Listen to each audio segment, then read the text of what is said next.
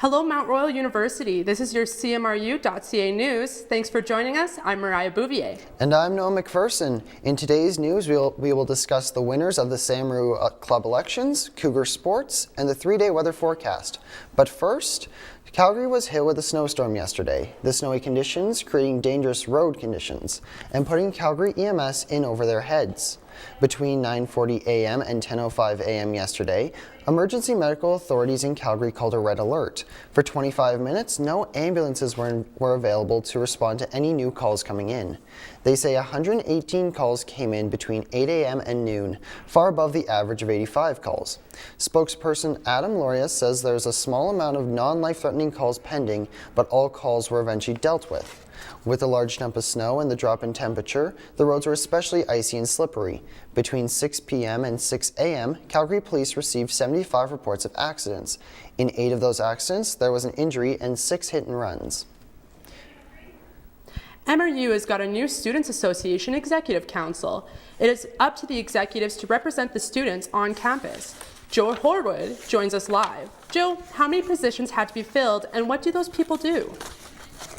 So CMRU has 4 executives who advocate for students on campus and in government meetings across the country. Their campaigns ran for 4 days this year. The candidates' debate took place this past Tuesday. Each of the 4 positions had only one candidate running. Students at the ballot box only had the choice of a yes or no vote on each candidate.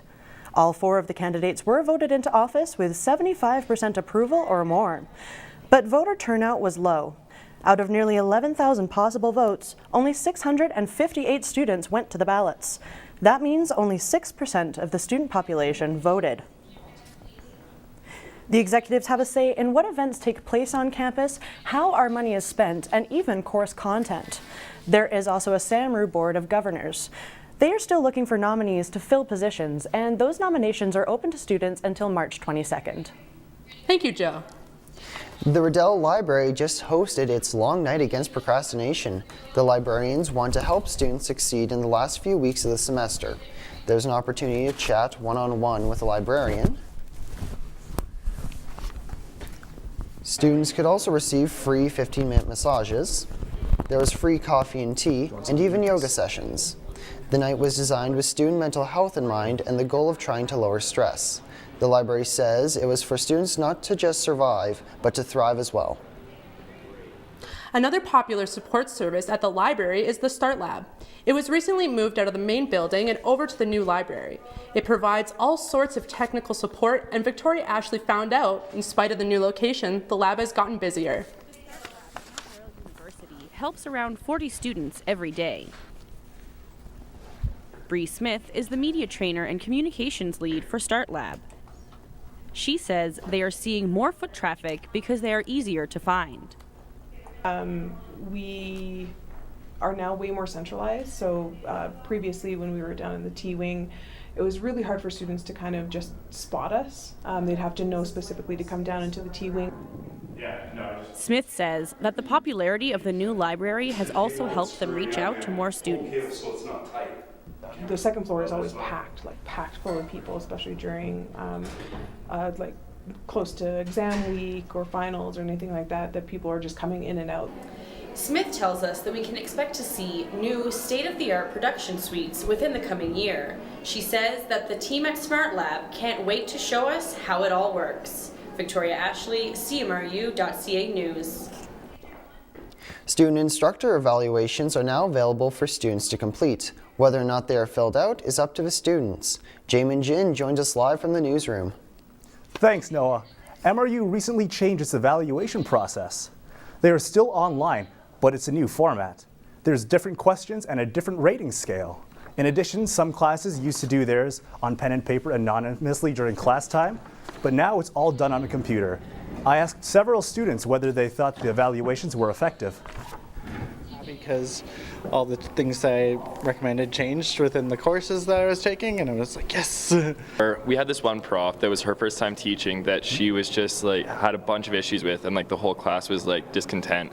But through like the student evaluation, she wasn't invited back, and so it's just like we felt like we actually had a voice for like the level of education and just like the practicality of assessment that we had. So for like instances like that, it was quite helpful. Student evaluations, for the most part, some classes I don't get around to, but if I really like the teacher or if I really think the teacher needs some type of feedback, I try and give as much as I can. Lots of profs talk about like how they've changed their curriculum and how the way they teach based off of the evaluations.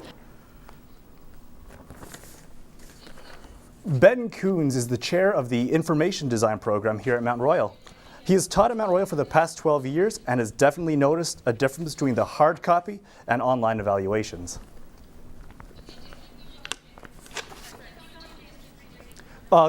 Coons says that the instructors take their evaluations very seriously and hopes to see more of them completed in the future. Back to you, Noah. Thanks, Jamin. All right. Now we're moving on to sports Didn't with have Ben my second Goodman. video, so that's Ben, fine. what have you got for us?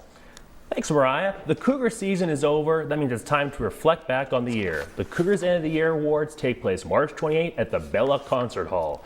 Here's a look at some of the Cougars volleyball. One of the teams up for awards, this is one of the top awards given out are the Athlete of the Year, Rookie of the Year, and the Brian Fleming Award. The Brian Fleming Award is for the best all-around student at athletics, academics, and leadership. All 8 Cougars teams, men's and women's basketball, hockey, soccer, and volleyball, are up for the big awards. Now turning to the Canadian Women's Hockey League now, the third place Calgary Inferno are entering the Clarkson Cup playoffs. The Inferno are one of 4 teams in the playoffs. The other 3 are the Markham Thunder, the Canadiens de Montreal, and the Kunlun Red Star. The Inferno begin their 3-game series against Red Star tonight at 7:30. Game 2 happens tomorrow at 4:30, and if necessary, a third game will take place on Sunday at 5:30. All games are happening in Markham, Ontario. The Clarkson Cup finals happen in 10 days at Toronto's Ricoh Coliseum. Thanks, Ben. There are at least 50 new microbreweries opening this year in Alberta, with close to 20 opening in the Calgary area. Legislation was passed roughly 5 years ago, allowing beer to be brewed by smaller companies. Tyson Reed has more on how this growth could pose challenges for the microbrewing industry. Jeff Orr and Graham Sherman just wanted to make their own beer in their backyard. What followed was a tumultuous fight to change the legislation around brewing beer in Alberta. Now, almost 5 years later, Orr and Sherman's microbrewery Toolshed is anything but a small operation. Toolshed wasn't the only thing to grow, as the community of brewers has grown along with it. It's exciting to see Alberta getting closer now to places that we looked up to, like Portland, Seattle, and even Vancouver. So that's really exciting to see that there's a lot more product out there. The running thing with brewers is that we make the same product, 10 billion different ways. In spite of the microbrew community continuing to grow, Orr says there are still some issues that they have to face moving forward. So the government at any of the 3 levels can make a change overnight, which can make things great or make things horrible. So that's kind of the biggest one we watch out for and try to have open discussions with the levels of government that interact with us the most. Orr says that regardless of future risk in the industry, the community will continue to support each other. The more we can help people with things we learn and back and forth, that's going to help everybody kind of grow quicker. Ultimately, the brewing community will have to hope that legislation will continue in their favor. Tyson Reed, CMRU.ca News. Now we will join Felicia Jobs for the weather. Thank you, Mariah. I know we're all tired of the snow, but it's not over yet. We are expecting another 2 centimeters of snow sometime around midnight tonight, just to give you enough to shovel. As for the week, we're going to get a little bit warmer over in Vancouver. We got Calgary at -2, Regina is at -10, and Winnipeg is very chilly, -17. Over to the East Coast, we've got Toronto at 2, Montreal is at 1 degree there, kind of a bit hard to see, but it is 1 degree. Halifax is at 3, Charlottetown is 1, St. John's is 1, Iqaluit is at -11. We've got -15 for Yellowknife. Calgary right now is experiencing some sun with a high of +4, and this is going to melt some of the snow that we saw yesterday. As for tonight, though, it's going to be -5.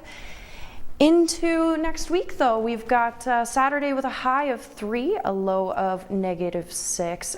On Sunday, we have a high of 4 and a low of -4.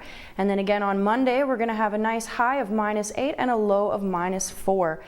With the melting and the freezing, again, please make sure that you are dressing for the weather as well as driving for the weather. Thank you. Awesome. Thanks, Felicia. Well, thank you for joining us on CMRU.ca News. I'm Noah McPherson. And I'm Mariah Bouvier. Allow us to leave you with some wonderful pictures from the event-filled week here at Mount Royal University. Have a great day.